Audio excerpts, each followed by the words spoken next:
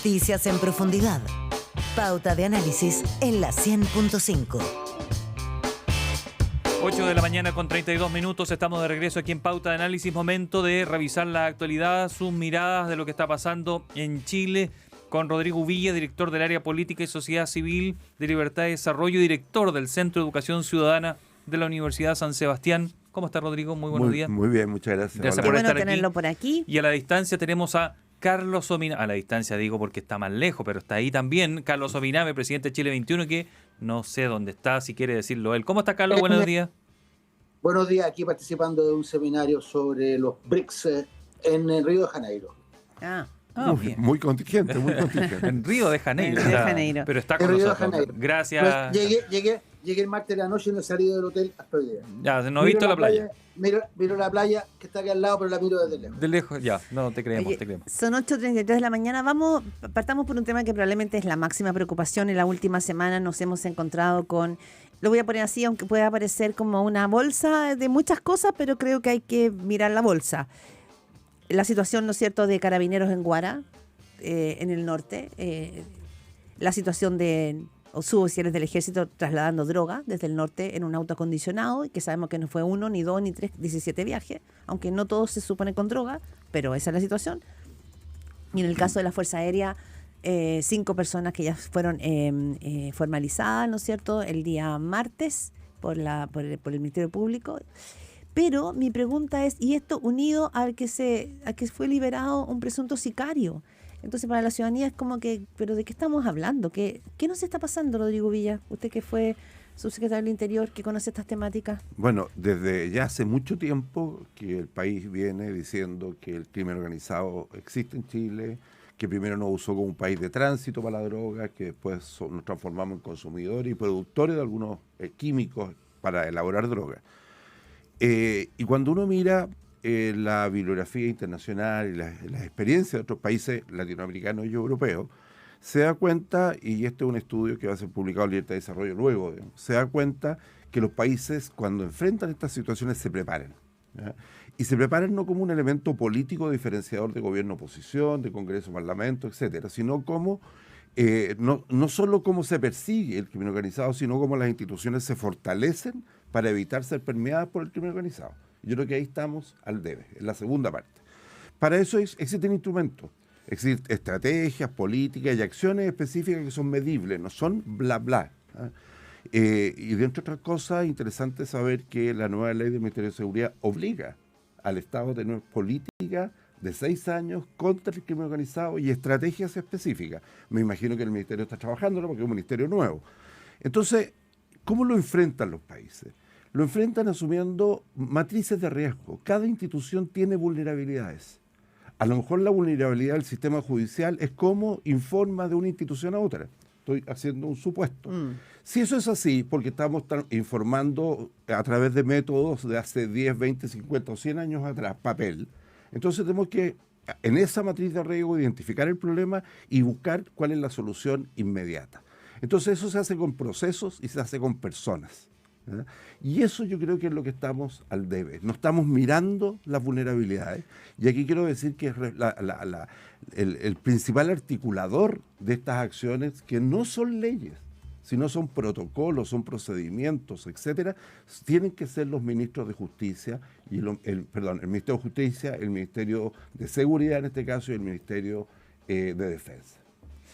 O sea, de una manera mucho más simplista de decirlo, no siempre las cosas se pueden simplificar, pero más que indignarte cuando conociste el caso del presunto sicario, hay que preguntarse, dices tú, a ver, revisemos qué falló aquí en este proceso. Más que sentirse indignado por lo que quieren la culpa. Que eso lo hace el sector privado. Las matrices de riesgo en el sector privado, en cualquier empresa, industria, son permanentes.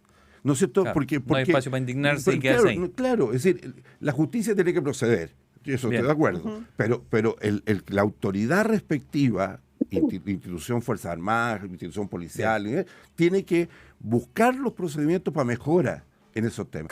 Y ahí el control interno y la revisión de vulnerabilidad es esencial. Carlos Ominami, su opinión respecto a esto. Mira, yo la verdad es que encuentro que todo esto viene impactante. no se puede no compartir el análisis que hace Claudia, en el sentido de que hay que comenzar a ajustar las piezas, ver lo que ocurre con la, lo que ocurrió con la Fuerza Aérea, lo que ocurrió con el Ejército, lo que ha ocurrido también en Carabineros, lo que ocurre en el Poder Judicial. Hay un fiscal que fue separado de su cargo hace un tiempo atrás también por complicidad con el narcotráfico. Ahora hay problemas con Gendarmería, con los tribunales de garantía. Entonces, la verdad es que yo creo que hay que asumir de que el narco tiene un nivel de penetración en nuestro país mayor que naturalmente nosotros quisiéramos y que también sospechábamos. Yo creo que de alguna forma todos hemos incurrido una cierta ingenuidad en el sentido de que Chile es una excepción, que somos una isla, que estas cosas no nos pasan y que estos casos son más bien aislados. Yo creo que tenemos un problema bastante más generalizado. El narco, no nos olvidemos, incluso se apoderó, penetró la movilización social. El estallido social del 19 terminó también en estallidos de violencia producto de la penetración del narco. Todos esos ataques, por ejemplo, a las comisarías de Carabineros, no eran la manifestación espontánea de descontento de gente en la población, eran estrategias de control territorial por parte del narco. Creo que en ese punto estamos. En este caso particular del sicariato, yo no tengo ninguna información más precisa, salvo lo que uno lee en la prensa, pero ahí uno no puede sino decirse, mire, o aquí hay corrupción, o aquí hay gran negligencia, o no sé, o quizás en el mejor de los casos, una infinita estupidez. Porque no se entiende cómo Gendarmería libera tranquilamente a una persona que había ingresado, ni más ni menos que acusada de sicariato de haber matado a otra persona. No se entiende además cómo una jueza tiene que hacer una rectificación. También uno entiende que puede haber un problema con la ortografía de un nombre, pero no entiende que se lance una orden que diga prisión preventiva, que posteriormente se revoque, que luego se tenga que mandar otra y en el intertanto Gendarmería también libera a la persona. Entonces, yo francamente espero, ya que el fiscal, no sé, las próximas 24, 48 horas no habrá que hacer una investigación tan profunda como para determinar qué fue lo que ocurrió en este caso. O sea, aquí es una gran chambonada, si es corrupción o sea una infinita negligencia simplemente. Yo ahora creo que es muy grave que este tipo de problemas afecten instituciones que son tan sensibles como los tribunales de garantía y Gendarmería, que es la institución que tiene que protegernos manteniendo en custodia a los presos más peligrosos Rodrigo que allí ingresan. ¿Ibas a agregar algo? No, me parece que, a ver, si el tema hay responsabilidades judiciales, la justicia tendrá que operar y la jueza o quien sea tendrá que dar cuenta del tema y tendrán que haber las sanciones. Pero eso no elimina la posibilidad que tengamos sistemas que son débiles. Es decir, vámonos al tema de las armas, la droga trasladada a los vehículos.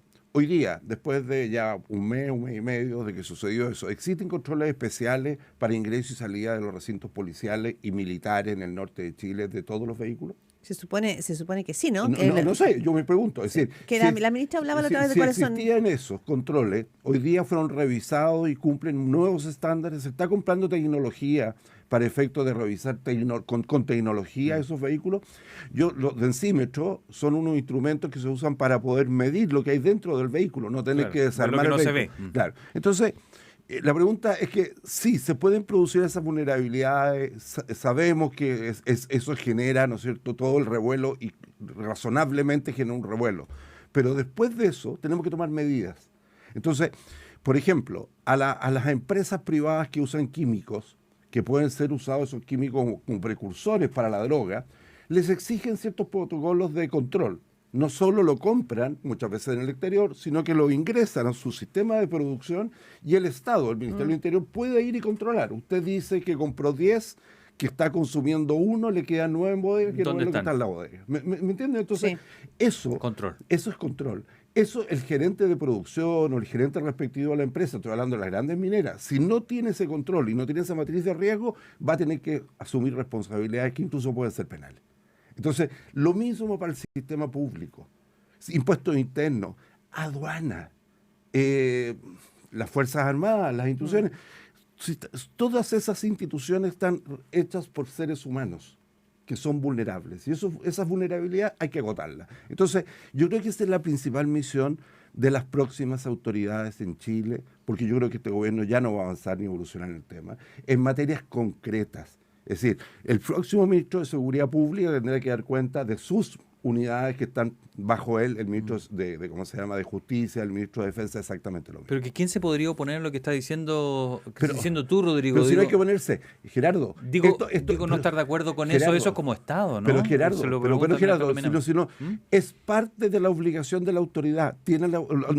No tiene que pedir la autorización a nadie. Todas las leyes indican hoy día que los ministros y sus secretarios, parte de sus funciones son el control de las instituciones dependientes. Carlos Minami, invertir en eso. Yo comparto lo que dice Rodrigo, creo que habrá que afinar los protocolos, definir los procedimientos, pero la verdad, por ejemplo, en el caso del sicariato, Rodrigo, hay algo como de sentido común.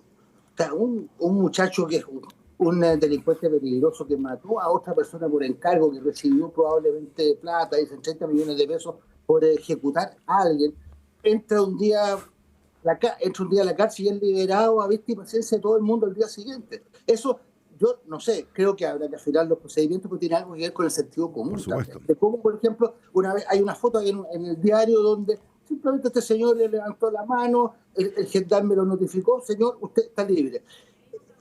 ¿Cómo es difícil entender que ese gendarme no haya tenido alguna noción de que estaba dándole la libertad a un personaje extremadamente peligroso que hoy día está en fuga? Entonces, estoy completamente de acuerdo, Rodrigo. Entonces, mejoremos todos los procedimientos que correspondan, pero también aquí hay algo de actitud.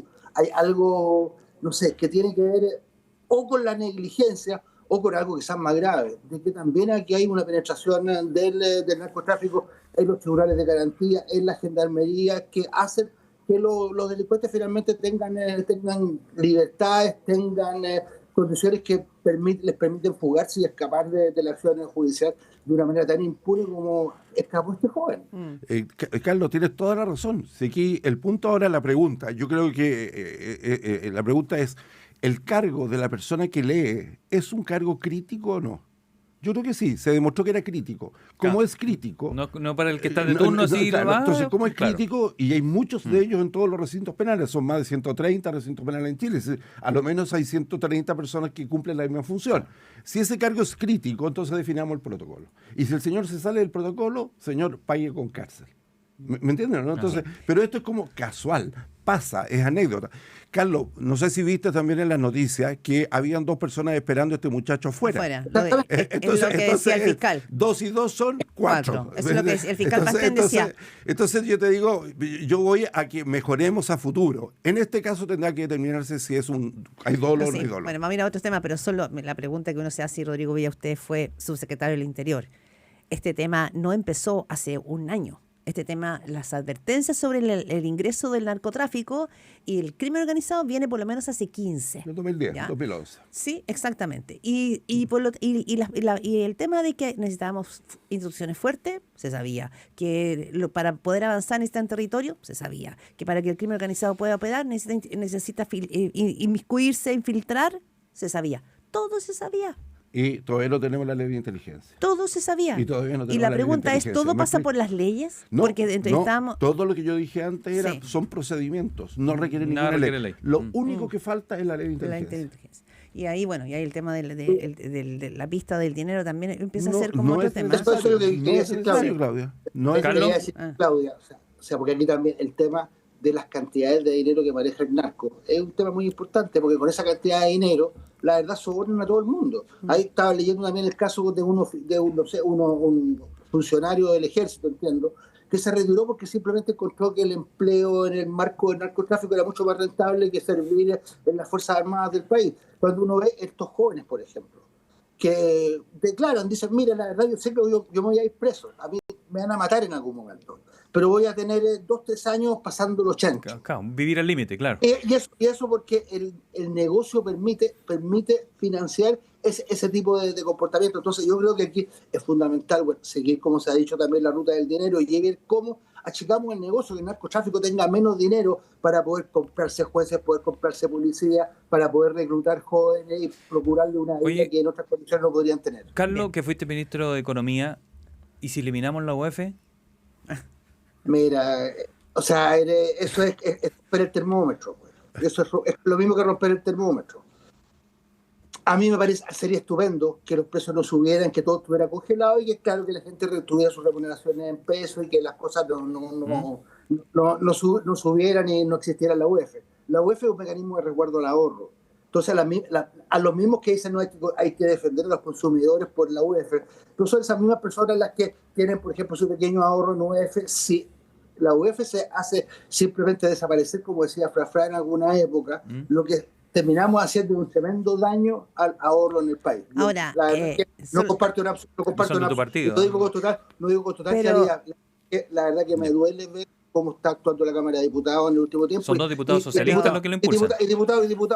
Diputados que son parte de los míos. Uno, los que fueron a recurrir al Tribunal Constitucional en contra de las normas sobre permisología, me parece bien que pueda, en una gran cantidad de casos, sustituirse la autorización, que se demora mucho tiempo, por una declaración jurada. Y esto de decirle a la gente, mira, les vamos a eliminar el UF sin darse cuenta de los perjuicios que eso puede ocurrir en el campo del ahorro, particularmente el ahorro habitacional, yo francamente no lo comparto. Claro. Ojalá que no sea parte del festival de ofertas que vamos. ¿Cómo lo estás viendo tú? Yo me quedo tranquilo escuchando a Carlos y también al diputado Leiva, que lo escuché en la mañana, que dijo que no estaba de acuerdo. Es decir, por lo menos hay 2 exponentes del Partido Socialista que están en contra de lo que dice Chicardini, creo que es la diputada. Sí, y Daniel Manuel. Sí, yo creo que es parte de esta locura que tiene que ver con los procesos de reelección parlamentaria. Así que espero que vuelva a la cordura, que sea una idea que muera en la sala, porque, como decía Carlos recién, le hace un gran daño no solo a la economía, a las personas que ahorran, oye, y a los que también quieren comprar vivienda. Si hoy día la UEF, ¿no es cierto?, es una forma de controlar una cosa que es impredecible a futuro. Cuando uno compra 20 años, si no hay UEF, le van a estimar, ¿no es cierto?, un riesgo desconocido a 20 años de IPC. Y la tasa. Y va a ser mucho más alta la tasa, porque hoy día la tasa no tiene que ver con la inflación, sino que tiene que ver solamente con otros factores. Entonces, es un mal negocio, como lo ha dicho cualquier economista serio. Y segundo, me parece que es un aprovechamiento político en un momento electoral. Vamos un poco al tema político y electoral brevemente, son 8:49. Rodrigo Villa, ¿qué está pasando con la candidatura de Evelyn Matei? Bien, pues. Pero como lo he dicho yo, bien, como lo he dicho en todos los programas. Pero Rodrigo, está bien. Una cosa es que yo entiendo que uno tiene que mantener el ánimo y el temple arriba. Las encuestas están mostrando una baja. Uno ve a la candidata y la candidata no pareciera estar en un buen momento. Estamos viendo a José Antonio Caz que sube. Ya iremos con Janet Jara, que también, ¿no es cierto?, ahí hay un tema con la coalición, pero objetivamente, ¿qué está pasando? ¿Los tiempos cambiaron para la candidata? ¿La división de las derechas es la que lo está afectando? Yo primero, a su pregunta, ¿qué está pasando? Sí. Bien. ¿Ya? Segundo, creo que estamos enfrentados a una situación que es bien particular. Hay un reacomodo a partir del resultado de las primarias. Lo dijimos, acuérdense que la candidata era de las que planteaba la primaria amplia con los 3 grandes candidatos de la derecha. No se quiso, no pasó, da lo mismo, hoy día historia. Y ese es un proceso de readecuación.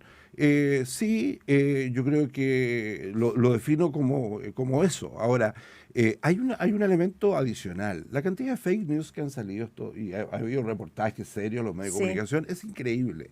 Ayer leía unas cosas de que están levantando fake news, candidaturas de gente para sustituir. Eso se dijo en un programa de televisión. Un programa de televisión. Entonces, realmente me parece que aquí hay un grupo interesado de debilitar una candidatura. ¿Un sector de derecha o un sector de izquierda? No tengo idea, como sé que son, pero que son informaciones que yo puedo dar cuenta que son falsas porque tengo información directa, pero no sé de dónde viene. Pero cuando dicen que se va a bajar, que viene otro, hay una mala intención. ¿Por qué se genera esa mala onda, esa mala información o negativa? Es porque hay temor por esa candidatura. Ahora, yo creo que la candidata Evelyn Matei lo que ha definido a partir de este nuevo escenario, con Janet Jara, etcétera, focalizarse en los temas de interés ciudadano, ¿ya? Su propuesta de orden, de seguridad, de desarrollo, está presente en todas las pautas hace 2 semanas, en materia, insisto, de seguridad, en materias de economía, etcétera. Y eso creo que va a ser su estrategia, de no salirse de eso, de esa constante preocupación de mostrarle a los chilenos que pueden cambiar las cosas, ¿ya? Y ese es el compromiso que está adquiriendo en cada una de estas pautas comunicacionales. Carlos Ominami, ¿cómo ve el devenir de las campañas, que falta mucho, pero se van armando de a poco?